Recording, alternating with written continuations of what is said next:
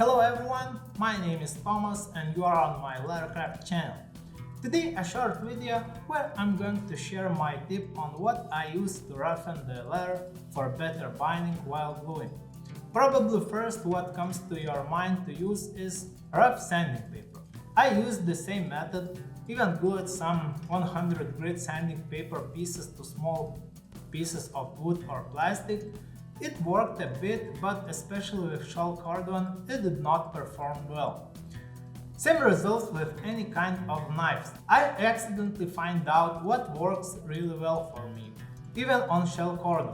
It's regular broken tip file. I just broke the tip of this pen-size square file and it does the job really well, even on shell cordon. And it's also very convenient to work with. Hope this tip can help in your leather crafting. Check for more on my channel. Thanks for watching and see you next time. Bye!